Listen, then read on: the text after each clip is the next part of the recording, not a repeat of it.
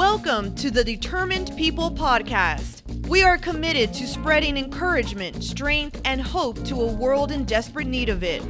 Everywhere you look in today's culture, you see stories of remarkable people experiencing remarkable success. Our show focuses on the backstories of everyday, relatable people who have achieved greatness in their lives. We focus on the story behind what we see in the world. Our hope is that you find yourself in these stories, that you say, if that person made it, so can I. And now, our host, John Harrell.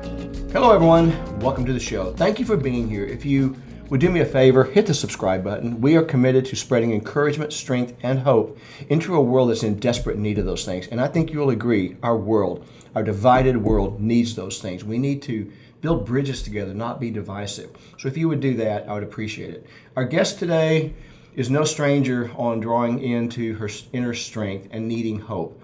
Ashley Spence was the victim of a break-in when she was 19 years old, a home invasion. The assailant left her for dead, but she's still here.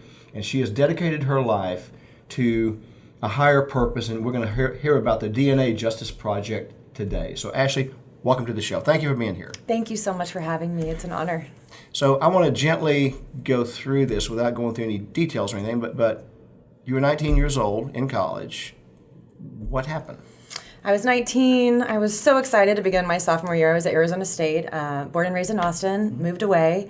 And, I was fortunate enough to always feel like I was safe in my own home. I never really feared going to bed at night. I had been protected. I had a family that always took care of me and nurtured me. And so I went to bed one night, and I apologize, this could be a little bit triggering. I won't go into details, but I just do want to preface with that.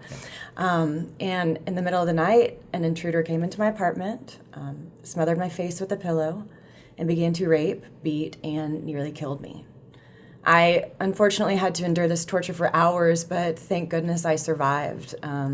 And he got away, and I never saw his face, but before he left, he said, "Do not tell anybody, because if you do, I will be watching and I will kill you."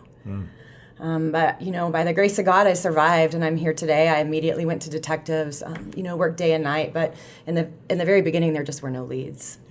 Yeah. So let's move on from that. And, that's a trauma that is unthinkable to most of us. Mm-hmm. And obviously, I'm very sorry that happened, but it's led to something that gives you a higher purpose in your life now. And what were the steps you took to heal from that? Well, it wasn't easy, and I think it's a lifelong journey of healing, if I can be honest, right? But it took a while. The case was cold in the beginning. It was really, really difficult for me because I didn't know who I was afraid of. I never saw his face, so I tried to get the strength to go to class, but was he sitting behind me? He told me that he would be watching me, so the fear was really paralyzing. I was all over the news. I feel like I was seen as the victim at school, and although I had an amazing support system, which I am so fortunate for, my parents, my friends, the detectives, everyone working the case, but there just weren't leads, and I couldn't take it anymore. So I dropped out of school. I said, I'm starting over. I'm going to Newport Beach, California. I've never lived by the ocean, and I'm going to just be me. I'm no longer going to be a victim, and I'm not going to tell anybody about it. Mm-hmm. And I can tell you that took me down a really, really scary path. In the beginning, on the front, it could seem like everything was fine. I was Ashley, but I was dying inside. Physically, I survived, but I was dying. I was suppressing all of these feelings, and I began numbing out and medicating with massive amounts of alcohol, NyQuil during the day because I couldn't sleep at night, and it just took me down a scary, scary path. But I had an amazing support system, and when I was young, my mom did yoga. I don't know, do you do yoga? Have you ever done it? No, I'm a Pilates guy. Okay. I can't get into it. I even did the Bikram one time. I'm like, who that's does different. this? That's really hot. But my mom did yoga before, like Lululemon was cool, growing up. And I would be like, why are you breathing like that? What's wrong with you? Like, what are you doing to your body? I'm never doing that. That's so weird. But I had an early introduction to it. And then in Newport, one of my friends, she drugged me to a yoga class that ended up getting me on such a clear path. I found in yoga, I would go to this one teacher only. She created this safe space. She had this big curly hair and like big white beaming smile, and she just held a safe space and energy. And I remember being in Warrior 2, and for the first time, this was like my 5th class, I was like steadying my gaze over my fingertips, and I felt sweat pouring down, and I felt this power come from within me that I thought someone had stolen, but oh my gosh, it's here. And I was balancing an airplane pose pose. I don't know if you're familiar with that. It's one leg down, the other one's lifted, and I was finding my center. I was getting clear. And, yoga really helped me to get off the anxiety meds, get my life in order. I graduated college, and I ended up moving back to Austin to be near my family. They had done so much for me, my parents, and I wanted to share the joys of my life with them now, Sure. So I moved back, ended up going through yoga teacher training, opened up my own yoga studio so I could share healing. And that really helped me not only physically and emotionally heal, but it did get me on a path to really reconnect to my faith, which for some time I did lose after it. But now it's stronger than ever, I will say. That's very understandable. And, that going to Newport Beach is understandable. People that have known me a long time will hear me say, be nice to everybody, because we don't know what lies beneath. And you're a perfect example of that. No one would look at you and say, this girl's medicating, she's living in fear, and nobody would believe that. But we just don't know what people are dealing with, what their backgrounds have been, what their stories are, right? It's interesting that yoga was the thing that brought it out of you. And I do believe that God puts people in our path when we're ready for them. And that yoga teacher with the curly hair and the big Pepsodent smile was one of those people. She was. Yeah. Absolutely. So what made you decide to start the DNA Justice Project? Well, so this happened in 2003 when I was attacked. 7 years went by, there were no leads, but in 2010, 7 years later, as I had already relocated back to Austin, I get the shocking phone call out of the blue. There was a DNA match in my case. Wow. And I couldn't believe it. I was relieved this man would maybe never be able to harm another person again. I was shocked.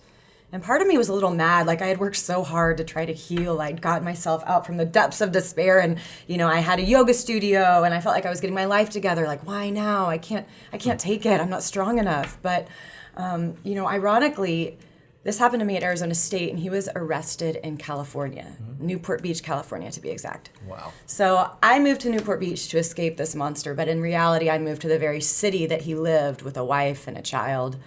When they arrested him, he was trying to break into a home where 3 women were living just a few blocks from where I lived all those years in Newport Beach. He tried to resist the officer that saw him doing that, which is a felony offense. And in California at the time, they were one of 18 states in the United States that collects forensic DNA, so like a cheek swab, for felony arrest, not conviction, but upon arrest. Because they have that law, they took him in, took his cheek swab, they uploaded into what is our national database, it's called CODIS, and it hit and matched back to my case and a few others all those years before in Arizona. Wow. He was a serial rapist. He had a shed behind his home full of women's underwear and ID cards from all over the world. I wasn't the first, and I wasn't the last, but now, through forensic DNA and this law, he was, potentially could never harm someone again. Yeah. So fast forward 5 years, over this time I gave birth to my son, the greatest light of my life, and then the second greatest light of my life. I didn't know I was pregnant at the time. And the prosecutor had called because trial had been postponed at this point for now almost 4 years. Okay, so I was doing all these great things, my life was growing, but trial really, it loomed over my head like a big dark cloud. Eventually I knew I'd have to go. And I got the call in 2014 of December, and my son was young, and the prosecutor said, Ashley, there is no more delays, no more postponements. We're going to trial, and it will be in May of 2015. And I remember just being on the phone, and my heart sunk, and I thought of every reason. I can't go. I have a yoga studio. We're just starting to turn a profit. You know how hard that is. Like, they need me. My son, it's not natural. We cannot be separated. Like, he needs me. I'm so sorry I can't go. And he said, well, the most that this man could get if you don't come is 10 years. This is obviously, he really held space for me to make my own choice. But I hung up the phone truly not knowing what I would do. And it was about a week later, when we talk about the power of God moving through our lives, I got the shocking news that I was pregnant. And my husband at the time and I, we didn't find out the sex of Charlie, my son. The That's my son's name. Yeah, oh, it is? Oh, there. So, we didn't find out the sex. But then with our second, she was a surprise in itself. So I thought, I'm going to find out. We'll find out. And I'll never forget just reading the letter from the doctor of, you're having a baby girl. This makes me cry every time. I don't cry that much anymore about this, but this does. Because I remember in that moment, I thought, oh my gosh, Ashley, you're going to trial. You're not going for you. You're going for her. You're going for everyone's daughters and friends and sisters. So pregnant with my daughter, I went to trial. I was forced to face this man. There was a lot of hard and a lot of dark, but my dad, similar to you, always told me to look for the light. There's always good. If you want to find the bad, turn on the news, it's everywhere. But if you want to find the good, open your eyes and look, because it surrounds you. So. I stopped watching the news 10 years ago. Right. And I don't even have a TV. I gave it away 4 years ago. It's like, I don't need to feed my mind with that. I couldn't agree more. You know? I couldn't agree more. And so there was challenges, but there was a lot of light, and I had an amazing law enforcement officer. Let's back up 1 second. Mm-hmm. Describe how you felt when you had to face the person who did that. You know, it's kind of unimaginable. It didn't feel like my life. It didn't feel like reality, honestly. And it made my skin, I wanted to crawl out of my body. I didn't recognize his face. He was a complete stranger. He was much older than me. He was a painter that just took odd jobs all around the world, actually. And so he was doing this everywhere. I didn't recognize him. But he said in trial that because I followed him, he claimed that I followed him to Newport Beach because I ended up moving out of all the places to the city that he was in. He said that he'd seen me out at restaurants. I had no idea. And he represented himself, actually, at first, too. So that was very difficult to have to look that person in the eye. But it took a strength that was greater than me to do that. Yeah, but you got through it. I did. You got through it. And were you there when they read the verdict? So I ended up coming back because I was flying back and forth, and I didn't tell my parents until the very last minute because they went through so much. You don't realize when you're young and you're 19, it affected me, but it affected my parents, it affected my friends, it affects everybody. Sure. Something like this. It doesn't just stop with me, you know. So you're a parent. I mean, you think about if your daughter went through that. Yes, and so I basically showed up with my son in my hand. I'm like, I'm going to trial, and you have to watch Charlie by, and my dad's face, you know, the emotion of that. But I came back, and, you know, I remember I was walking into my yoga studio, and I got a call from the prosecutor, and I will just never forget the sound in his voice when he said, "Ashley, he's guilty." And I fell to the ground crying, and this time I wasn't crying from the very depths of despair. I was crying because I thought, oh my gosh, he might not ever be able to do this again. Yeah. And fast forward a year later, 2016, sentencing happened. So I flew out there, and I will never forget the moment that the prosecutor said, "Ashley, his family's here." Mm-hmm. And immediately it made my heart sink because it humanized him. And I did not want that, you know, and it broke my heart. Mm-hmm. And I was terrified. And he said, "But they're here in support of you. And they want to know if it would be okay if they came to talk to you." And the only time I cry is when I tell this. I'll never forget when we all just embraced. I was hugging his sister and his nieces, nephews, and we just exchanged how sorry we were for each other. Mm-hmm. And in sentencing, his own sister stood up, and she begged the judge to never let her brother that she grew up with see the light of day. She had become a detective because of him. And she said she was certain that he has killed people. Wow. And in 2016, they sentenced him to nearly 138 years in prison. Mm. Felony? Yep. So he will never get out of prison? Yes. Yeah, that's great. He needs to be in prison. Wow. So that's what inspired me to, you know, having that closure with, I felt like all victims deserve justice. Uh-huh. And we need to talk about it more. And I had kept this a big secret, and I finally, after that, was like, I can't keep this a secret anymore.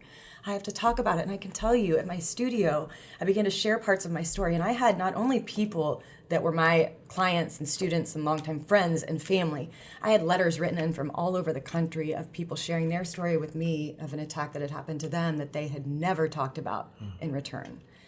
And it comes back to yours. We all have stories. Yeah. And we've all been through heartache and trauma. And it might not look the same, but it makes us feel the same. And we're all just doing our best, you know?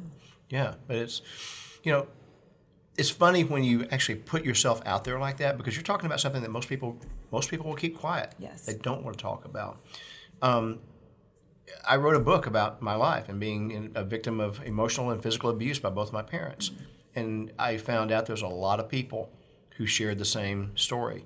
But I was kind of scared to put it. I go, who would read this? You know, I mean, it's just me, because you sort of feel like you're the only one, but you're not.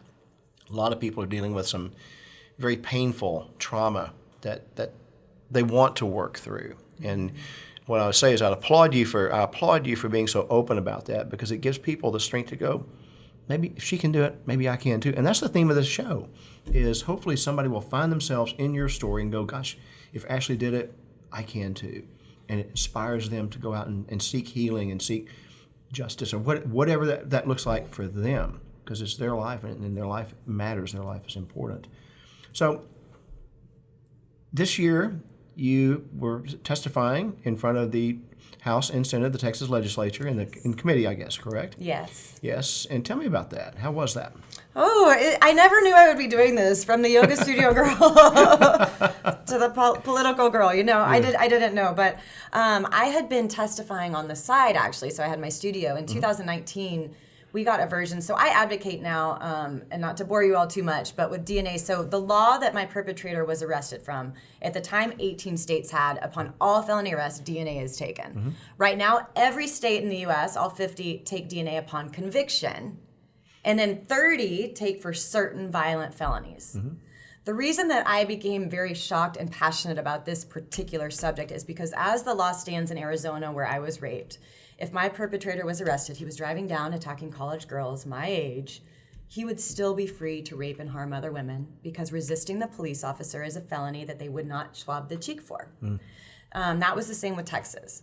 So I was terrified by that. I thought, this is the only way this man is caught. And he would still be out there. For 7 years he was out there, but I'm just one story. This is one perpetrator. So I have gone on a mission now to try to advocate to get this law changed in other states. And I'm really, really proud to say, because 2019 we got a version of it, and I met, speaking of determined people, a woman, Jan Sepich, and her daughter, Katie Sepich, was a 23-year-old grad student in New Mexico.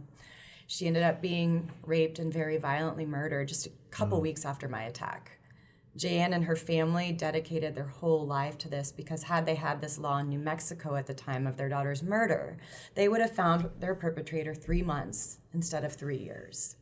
So the pain that the families have to endure just waiting for that justice, it's tremendous. But the family they're incredible. And she spent 15 years just advocating for this all over. And in 2019, I was asked to go testify in Texas. Again, very foreign to me. I didn't know what I was doing. I would show up and testify. You share your story. It's very intimidating, but that's where I met Jayanne. Fast forward, talk about bigger, higher reasons. I had this nudge that I was supposed to sell my yoga studios. I didn't really know exactly why, but the nudge had been soft, and then it got really strong. And I didn't really know what I was going to do. I didn't know what path laid ahead of me, but I listened to that, sold my studio, had a little bit of rock bottom, like, what am I supposed to do? Show me. Okay, I did it. Now what? Just tell me. Tell me. Where are the signs? And a week later, I'm not kidding, I get a call from this woman out of the blue, Jayanne, and she's like, Ashley, I need to drive down and talk to you about something. So she drove down. She was like, will you have dinner with me? I said, sure. And she drove down and she said, I need to retire. And out of everyone I've met, you are the one that should fill the shoes of doing this. And I just thought, what, like me? I don't know anything. There's no way, but it was divine. It was bigger than that. It was God's greater plan. And so she is retired. I spent all last year training with her.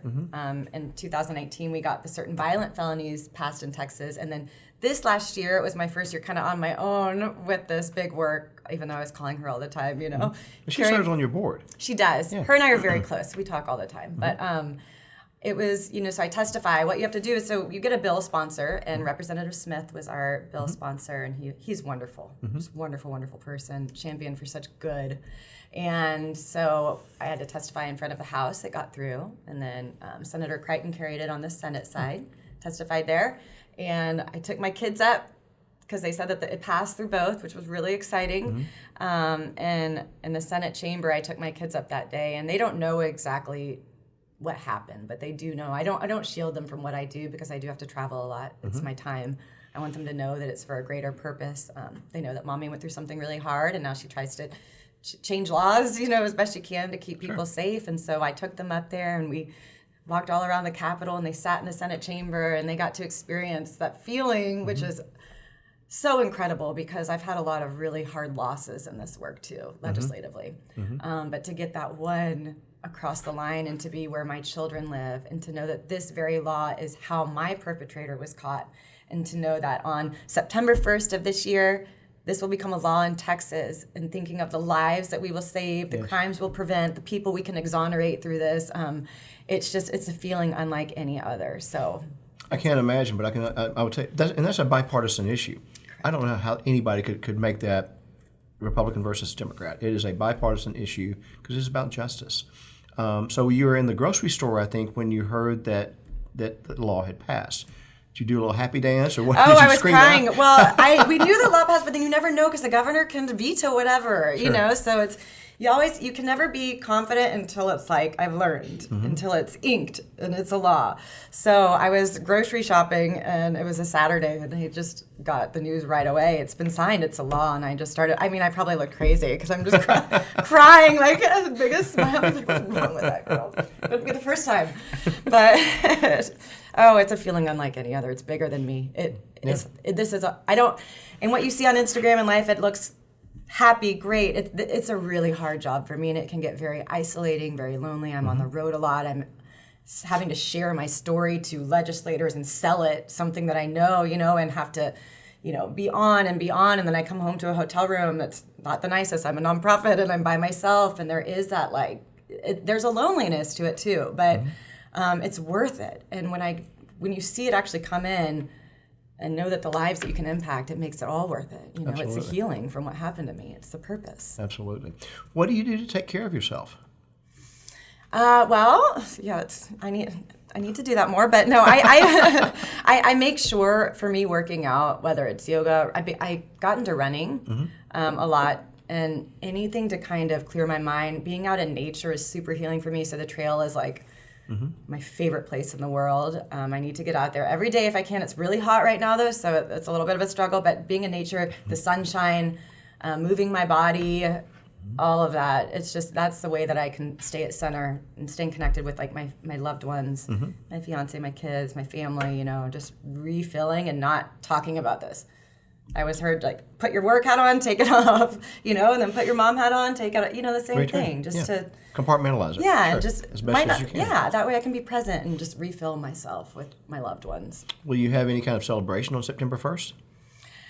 I know, I need to, but we're gearing up for next legislative session, okay? Right. But yes, I will. I mean, I don't know what that will look at, but something with my kids, it's been really cool to see them be part of it. And my fiance, he's very wonderful and so supportive with this, which I know it's hard. And it's amazing to have that rock steadiness at home. So just something probably intimate with them. But what's going on with other states? So, last legislative session, DNA Justice Project, which is pretty much just me. I mean, it is just me. We had bills that we were supporting in about 12 states. So I do this, and then I've been really fortunate to partner with Joyful Heart Foundation. I don't know if you're familiar with them. If not, they're fantastic. They're nationally, globally known, and they have done all this work on rape care kit reform. So to count every rape kit, to test, to track, really victim rights focused. And I have partnered with them because we realize you can do all this great work on rape kit reform. But if you're not testing the DNA, the other side of the database, and we're not enhancing that, we're never going to get the matches. So I'm working on legislation like expanding to all felony arrests in certain states. I was just at the National Conference of State Legislatures, so hopefully getting some bill sponsors nationwide. And then also trying to work with Joyful Heart to really enhance the DNA databases. Nice. And then you've also traveled internationally. Yes. Tell us about Kenya. Oh, I love Kenya. I love, ironically, life took me there in 2019. I had yoga studios, as I said, and I was asked to go lead workshops through the Africa Yoga Project. So I went there and I got to work with people that lived there. And, the workshop was based around telling your story. So learning how to share your story. And then completely unrelated, last summer I was asked to go speak at the DNA for Africa conference in Kenya. And what's remarkable is that this work can bring us together. We come from very, very, all of us, the world is culturally, we come from such different places. But what can connect us is, as we talked about, we all have our stories. And it kind of was intimidating at first because I'm like, man, it's just so different everywhere. And my story probably seems like minuscule in comparison to what people have to go through on a day-to-day basis in other places. And but that's not the truth. When you can open your heart and share your story to your truth, like it just connects you in such a great way. And the people there are very, very, very special, and it's remarkable to see what people on the ground there are doing for gender-based violence, for all of these issues with different resources. Our resources are very different, and there's some really remarkable work going on there. So I love the opportunity to connect globally because it's a global issue. It is. And what you said is so true. Our stories do connect us. Whereas there's a lot of division in this world. I think you will agree and everybody will agree. But our stories will connect us. And that's what we're trying to do, is to build bridges with each other and be there to support and help each other. And, if you will, for lack of a better way to say it, share some of the pain, right? Absolutely. Share some of the pain because it lessens it. The more we talk about things, the better it gets. Absolutely. So do you have, like, when you go to, let's say that you start off with a new legislative session in another state, do you have sort of a template bill to help legislators get it started? Yes, and it's different because it would be so nice if it was just federal, everyone does the same thing, but all the state laws are so different too. So you tailor it to what the needs are of them. But, it's something like NCSL, which is great for me because I had a booth there. It wasn't the fanciest, but that's where, I'm a nonprofit, but just being able to share with them. And I got so much interest in places that I hadn't, touched before. And in Montana this last session, in Montana, they weren't very into the DNA sort of thing there, but now there's a bit of a shift, and I had an amazing representative. We didn't get it across the line, but we started the conversations, and it got closer. And so what I do is hopefully get the bill language. They, work with them on that, meet with people, so go testify, but then also you need to meet with the committee members, and then if it gets through, meet with the grader, because then it has to go to the floor, and then it has to get voted out, and then you have to start it all the way all over again. So there's a process for it that I wasn't familiar with until now, and I'm still learning, if I can be honest. Isn't that great? Fake it till you make it. No, you face it till you make it. Okay, there we go. Fake it, you face it till you make it. Face it till, I like that. Let me ask you one last question. Yes. How do you want to be remembered? Just someone that, loved with her whole heart and did this out of the greatest of her heart for others, That's it. Just how I made people, hopefully if I have made a difference in this work, it's all worth it. Yes. Well, you have made a difference, and you're going to make a bigger difference in the future. This is obviously divine inspired, no question about it, because you take a yoga girl and send her in front of the legislators. It's sort of opposite ends of the spectrum in a way, right? I'm sure there's some legislators that do yoga. I know former Representative Tulsi Gabbard, she does yoga. Right. But she's only one I can think of. Right. Well, I was in Mississippi, and I can tell you they didn't do yoga, but by the end of it, I'm like, next year when I come, because we didn't get the bill passed, I'm like, we're all doing yoga in the middle, I did get them to agree, so I'm going to hold them to it. I'll send you pictures. Yes.